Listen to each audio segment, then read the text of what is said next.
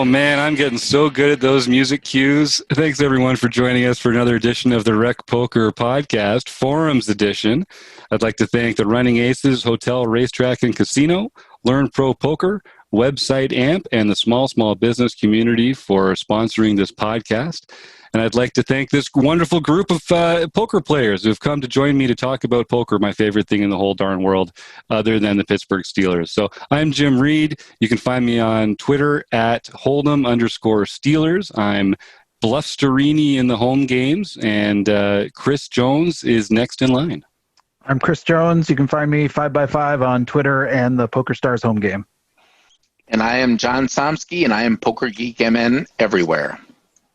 And I'm Rob Rossum. I'm Rabman50 everywhere. And just like every week, we are playing against each other in the nightly Rec Poker home game. Someone just took some chips away from Rob, which just makes life easier for everybody else. So we appreciate that. And just like every week, we're going to take one discussion post from the rec.poker forums and talk about it here on the show. This week, we're joined by a special guest, 2 weeks in a row, Kim Petvet. Hi, Kim. Welcome to the show. Thanks, Jim. I'm looking forward. All right. I'm Kim. I'm Fergie56 in the home games and Petvet everywhere else. And I'm happy to be here. I don't want to break any news, but this is one of our other Canadian members. So I just want you guys to know we're taking over. We're 2 out of 5 right now. So take that, folks. So here we are. We've got a post. This week we're talking about bet sizing. We've got a post from E. Anderson85, Eric Anderson, who's a stalwart here at the Rec Poker Forums. And he says that this is a bad beat, but that's not what it's about. He promises. So this is talking about bet sizing. So he was studying called float bets this morning. And he wants to know, given the situation, given the action, what should the sizing have been? So Hero wakes up with King, which is obviously a great place to be. And they're pretty deep, I think, with a couple small stacks in there. And the Hero is playing out of the small blind with 98 big blinds. So the action comes around to middle position +1, who raises to 2 1/4 big blinds. The button calls, and Hero has an opportunity to now call or raise. So just right there, there's a raise and a call. We're out of position with King. Feels like I don't you like to use mandatory often, but this feels like a mandatory 3-bet. Does anybody want to argue for any other action? Doesn't look like it. So I think that's another one of those general rules we love around here. If you get a chance to squeeze with King in a spot like this, you probably should. And then when it comes to sizing, Hero raises to 8.93, which is, and he's got a little formula down here where he talks about the multiplier of the original open size and then the dead money in there, and then like adding a big blind. And when he does that math, it comes out to a little over 10 big blinds, which I think is closer to the sizing I would use in a spot like this. What do you guys have? Does anyone have an immediate response when it comes to just talking about 3-bet sizing in a spot like this? It's a squeeze spot. You're out of position. Where would you typically want to raise to here? I personally, especially sorry, Chris, do you want to go ahead? No, you go for it. I was going to say, because I answered on the post, that being out of position is you really want to raise bigger, and these are really deep stacks they're playing in this game. I think they were close to 100 big blinds or 80 big blinds deep. So I think that you really want to put your opponents to a significant decision here and raise in the neighborhood of 11, 12 big blinds. You've got the flat caller in there that you have to take into consideration, and they're getting such good odds that I'm surprised they wouldn't both call with just that smaller raise. Couldn't have said it better myself. Couldn't agree more. Yeah, last week when we were talking with Kim about donk betting, we talked about how a very small bet or raise really doesn't put your opponent to a difficult decision. It's sort of like a trivial decision, just continue in the hand.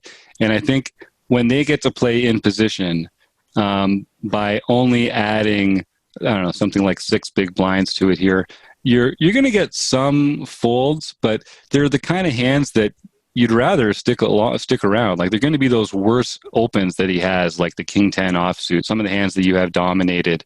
And I think you're better off with the bigger sizing here, I guess is the is the consensus.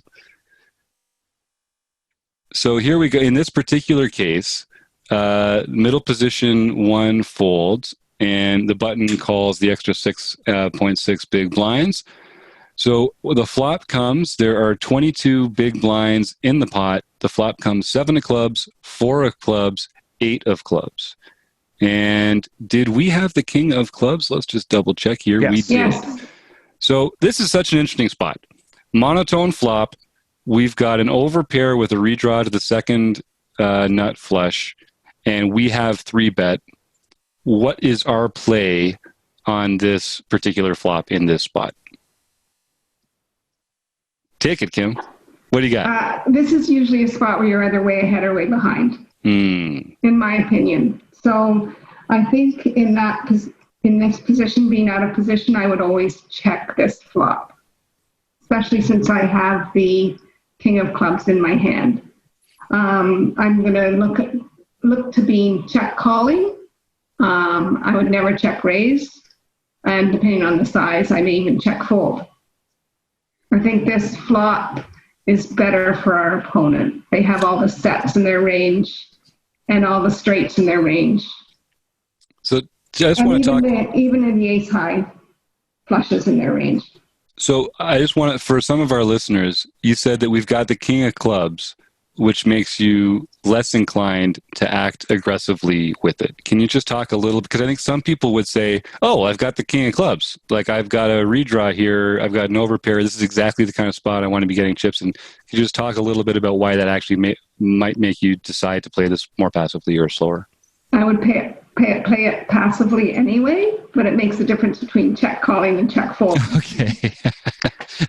Just elaborate on that a little, or Chris, if you want to. Well, I that would be one point where I would play it slightly different. If I had 2 red kings here, I would be c-betting this hand.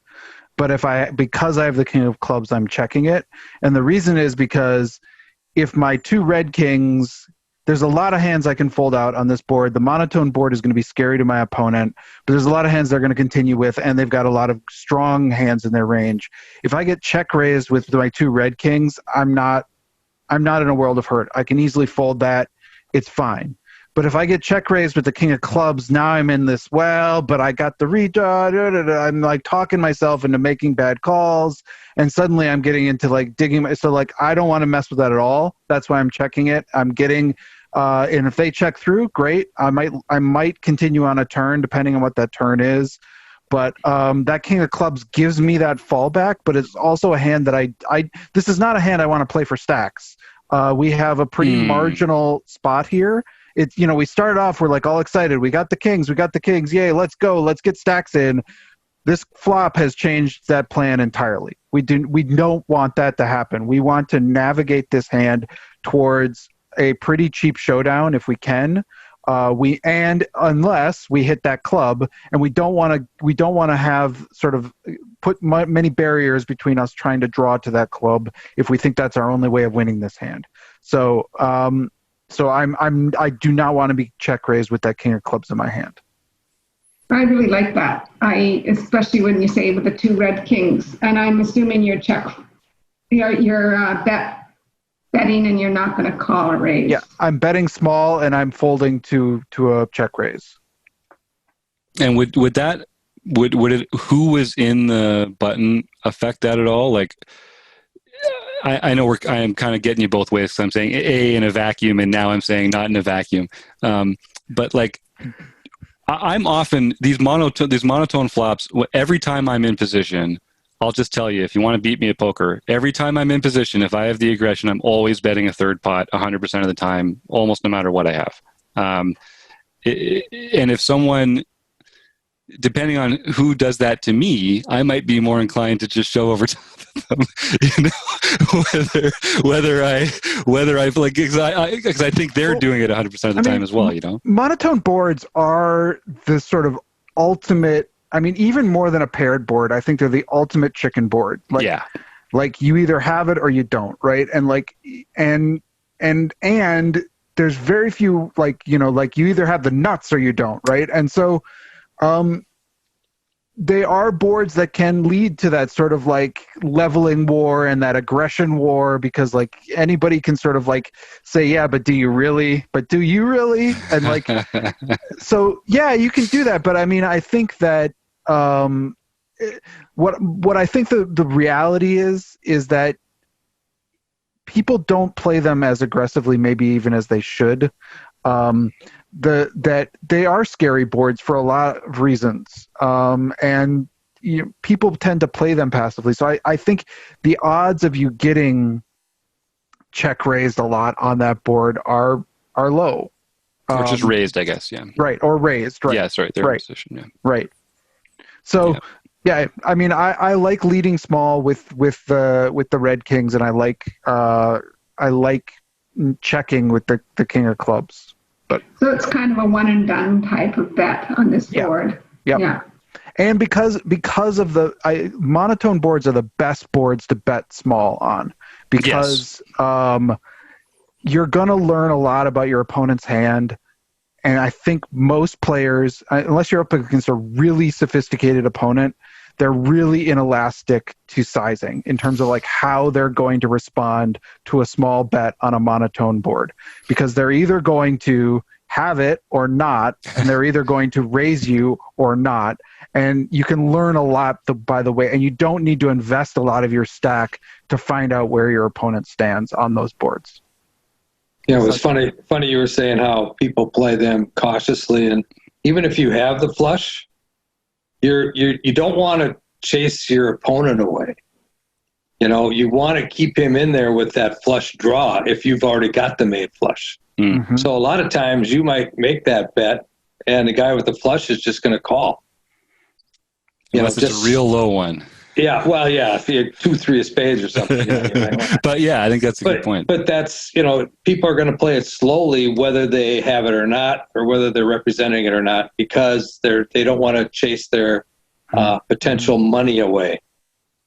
And that's a great point, Chris. We just to take everyone behind the curtain a little, we were just taping the podcast with Michael Acevedo, and he was saying specifically on paired boards, the solver GTO solution is if you're in position with initiative, just to min bet one big blind, no matter what the pot is on those paired boards, that king, jack, jack kind of example, because you can elicit the same response with a very small bet that you can with very big bets. And I think the monotone flop is another example of that, where, people get scared. They don't continue with a minimum defense frequency. They just continue with the hands that they think can improve. And that's a very small portion of their range at that point. So if you can leverage those kind of folds with a small bet, there's no reason to make a bigger bet when you're only ever going to be behind when that action continues. So I think that's so let's actually try and answer Eric's question here a little bit. So pre-flop, I think we all agree 11 or 12 big blinds is better as a range sizing for what you're going to be doing there in every spot. And then what was it on the flop here? So the flop comes club, club, club, and hero leads about half pot into it. So do we think that there is a sizing that's appropriate for this, or do we just think this plays better as a check, or what's our take on that? So if I was going to lead, I would lead small. I would lead that same sort of 25 to 30% pot type bet. I think a check is a preferable play here, but I would lead small on this board. And I think that one of the things there is you kind of have to wonder what is your opponent continuing with, because if you're going to lead small enough that they're getting the right odds to call with a flush draw, then you might as well just check. Like if you're not actually going to fold out any of those hands, and with exactly a hand like pocket kings, you don't really care if a random queen or jack or 10 comes, because that's not going to be an overpair. That's not going to be an overcard to your pair. Like maybe if you were in here with, what was the flop again, like 7-8-4 or something, if you were in there with, top pair and half the deck was an overcard, you've got more to protect against, even if we're not talking about flushes, if you're trying to actually protect your equity in the hand.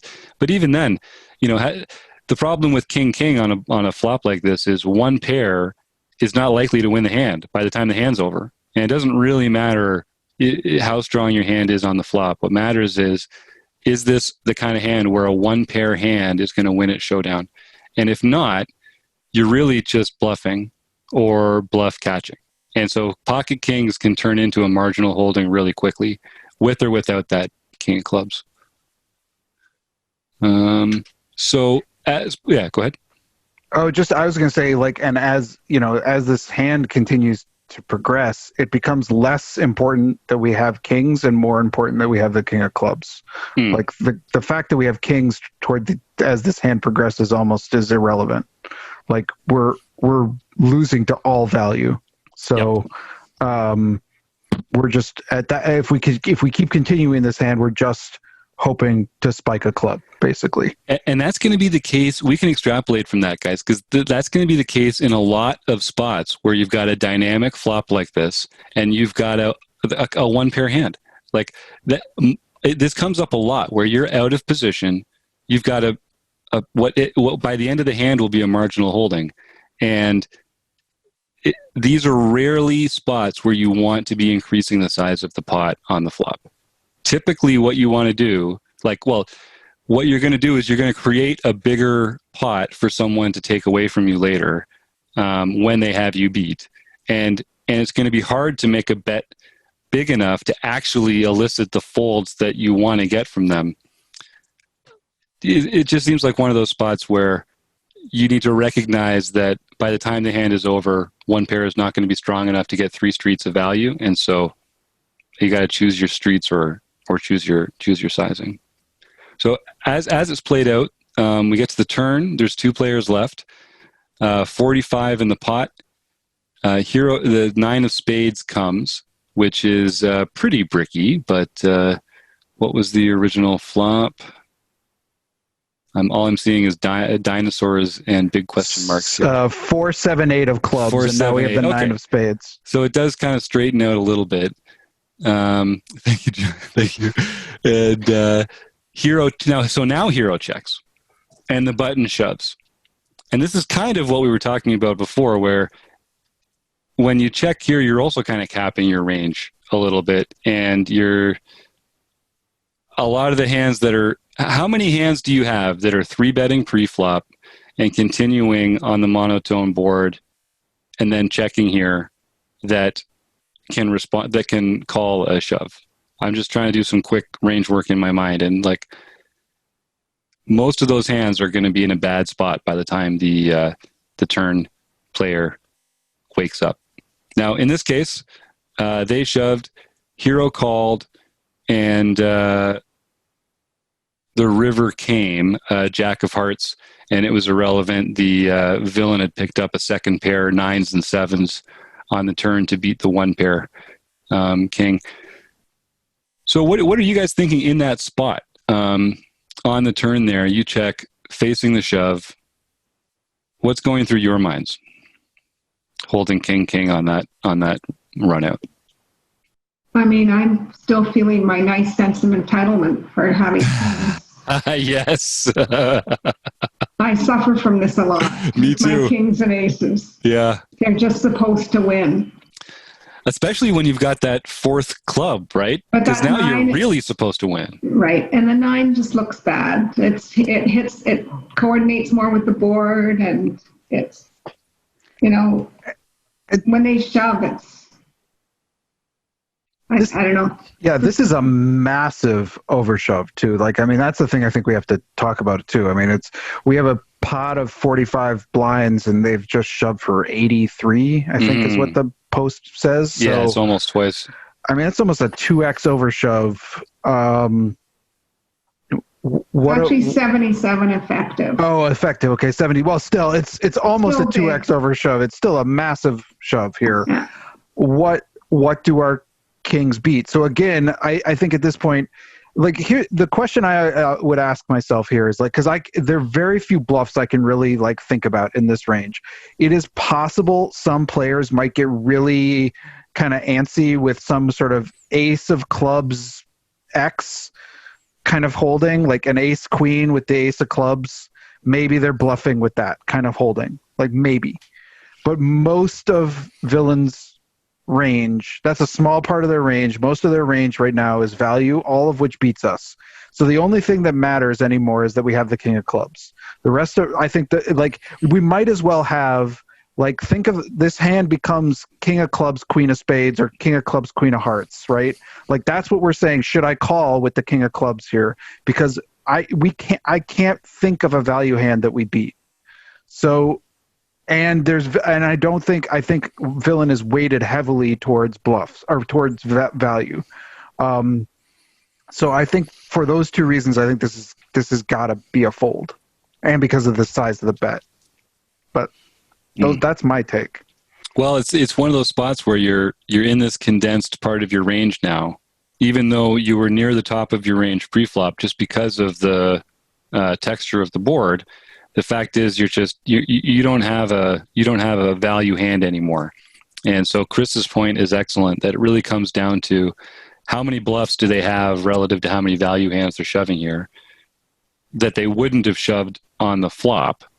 And I think just combinatorically, you end up with more value hands than I think makes it profitable to call. Now, I think, we're all in that spot where we're like, oh, this monotone flop, this guy's shoving 2x because he knows I can't call, so I should call, right? Like it's that leveling war that we were talking about earlier, which is, okay, so he's, that player, because it is a polarizing, like whether there's enough bluffs in the range or not, it's what we would expect to be a polarizing bet. And I think when you're sitting there with king, you're thinking, well, if this is one of the times when he's bluffing, I've got him beat. And the problem is you just don't get to choose which times he's bluffing, which times he's not. Even if he's bluffing sometimes, they're probably not bluffing enough to make it profitable to call compared to the number of times that they're right. That's what I was going to say. We don't have enough players that are capable of making that play without having an actual real hand. Right. So at the minimum hand that guy's going to have is a flush. Now we happen to have two pair, but right. Because we also have to remember this is a 3-bet hand too. I think like that's also what gets me to this like this person pre-flop called our 3-bet, and that should have eliminated a lot of those. So that's why like there are very few of those ace of club X combos, right? Like there's maybe ace queen, maybe ace jack. Maybe ace king. They're just calling a 3-bet. I mean, they did get to close the action because there was some dead money in the pot too. So like they were getting pretty tempting odds to close the action with like a suited ace. But yes, I agree. Right. No, but unsuited. I'm talking about. Okay. Because if they have suited clubs, they've got us beat, right? So I'm talking about they have the ace of clubs with a another suit in there. It just doesn't seem like there are that many of those left, and those are the only bluffs I can really come up with, unless they're just like bluffing air, which seems really risky in a 3-bet pot that we've shown some interest in. And so Eric's original question was about bet sizing. So do we get rid of this guy if we 3-bet bigger pre-flop? That's the real question. I mean, he's sitting there with 9-7, right? Right. Yep. How do you get rid of somebody? I mean, what bet size is good enough to get rid of somebody with 9-7 if the bet size we chose wasn't enough? The only thing is, I think your hand is good enough to warrant a bigger bet, and you're giving them worse odds towards outdrawing you. Because, I mean, the smaller you can make the pot to stack ratio when you're so far ahead pre-flop, the better off you are. It's a good point. That's where you want to be with those one pair hands, right? You want to be in a low SPR spot where you can just pull the bluff Sterini, get the chips in the middle. That's all that matters. This is the only strategy some of us have. But in these high SPR spots where there's a lot of chips behind, having king, you're not. It really just, you might as well just have caught a piece of this flop and have a pair, because functionally your hand is the same strength compared to the action that we're seeing here. So it might be a spot to just kind of consider one of those, like, even in my whole range here, like, where is this in my distribution? Like, is king actually in a position where I should be calling as a bluff catcher here? Like, I'm not sure. I'm not sure. You might be able to do it better with a hand with even less showdown value, maybe a better blocker or something like that. Kim? I got the sense he was calling because he had the king of clubs, and he was calling to hit the flush, which with that sizing didn't really have the odds for hitting the flush there. So I'm just wondering if the sizing was different, if you would call here, or if you had ace with the ace of clubs, would it be different? Because even with the king of clubs, you might already be beat. Yes. Yep. Poker is fun, isn't it, folks? All right. Well, is there any other feedback we want to give to Eric here, E. Anderson 85, or other than excellent choice in imagery? This is I'm going to remember this one, Eric. Yeah, those question marks are awesome. So if anyone hasn't seen this post, go look at the imagery. It's the best imagery post we've had. And I try and say this every time. We go through the forum post and we sort of talk about some of the things just to get the conversation going. But you really should go to rec.poker, get a free community account. All it takes is an email address. And then you can go and post in the forums yourself. And you'll see we're just scratching the surface. Some of these posts get really intricate. Some of our great posters like ARW and Binkley and Jamel and a few of those other guys that really put in the time here. They break this down mathematically. They provide all sorts of great details and ways of thinking that we don't get into here. But go to rec.poker and check these out on your downtime. You'll get a lot more out of them if you can actually see it all laid out on the page. So barring any other points from the group, it looks like we're going to wrap it up for today. So I would like to thank Running Aces, Hotel, Racetrack, and Casino, Website Amp, Learn Pro Poker, the Small Business Community, Rob Washam, Kim, Chris, John. Thank you, everyone.